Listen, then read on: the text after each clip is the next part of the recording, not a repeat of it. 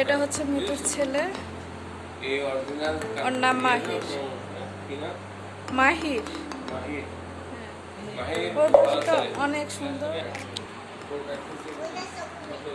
এটা হচ্ছে ওর বারান্দা, পরে দেখাবো, আগে খাবার টাবার খেয়ে নিই। অনেক সুন্দর ওর বাসাটা, মানে ফ্ল্যাটটা অনেক সুন্দর। ও তো যৌথ ফ্যামিলি থাকে।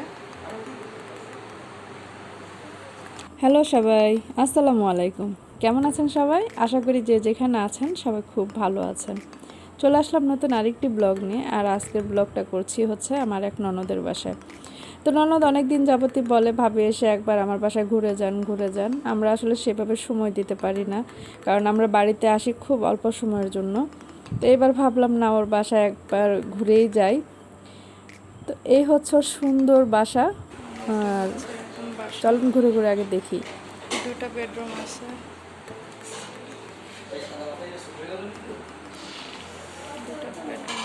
খাবার দাবার অনেক আয়োজন করছে। আল্লাহ কত রান্না করছে, গুছি মাছ, এগুলি হচ্ছে দেশি খাবার সব রান্না করছে। গুছি মাছ, চিংড়ি, এটা এটা কি রুই? এটা রুই, এটা বোয়াল। বোয়াল না পাঙ্গা না আয়, এটা আয় মাছ। রোস্ট, ইলিশ, ছোট মাছ, সব একদম মজাদার খাবার। এদিক থেকে হচ্ছে ওর বারান্দা আরেকটা আছে, ঠান্ডা বাতাস একদম। ওই রুমের সাথে বারান্দা, এই রুমের সাথেও বারান্দা। আর গাছ যেহেতু আছে সেহেতু বাতাসটা মনে হয় সবসময় থাকে।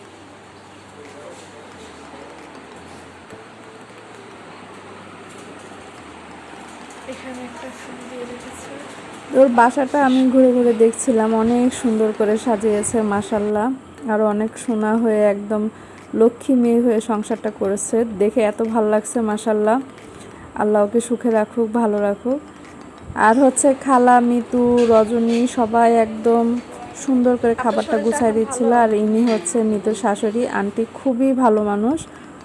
খাবার রেডি হয়ে গেছে, সব দেশীয় খাবার এবং খুবই মজাদার খাবার। এই খাবার খেতে গিয়ে আমার যা সমস্যা হয়েছে, কোনো কারণে ভুলবশত ইলিশ মাছের কাঁটা আমার গলার ভিতরে আটকে গেছে। সে যে কী এক অবস্থা আমার। তারপর আল্লাহর রহমতে কাঁটাটা বের হয়ে গেছে, পরে আবার নতুন করে আমরা খাবার শুরু করছি। খুবই মজার দৃশ্য ছিল সেটা, খুবই মজা হয়েছে খাবার।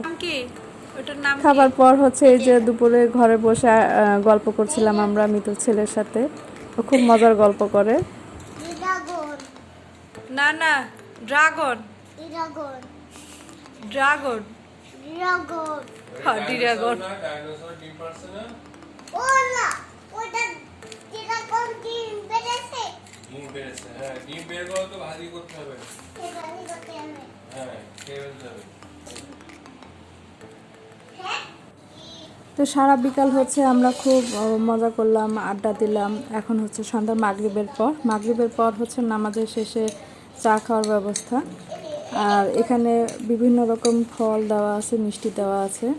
আর গল্প হচ্ছিল, আমার মেয়েটা যেহেতু কোনো ধরনের ফল খায় না, ফল মানে কোনো ধরনের ফল সে খায় না, তো মাহিরও সেই রকম ফল খায় না। মাহির হচ্ছে মিতুর ছেলে,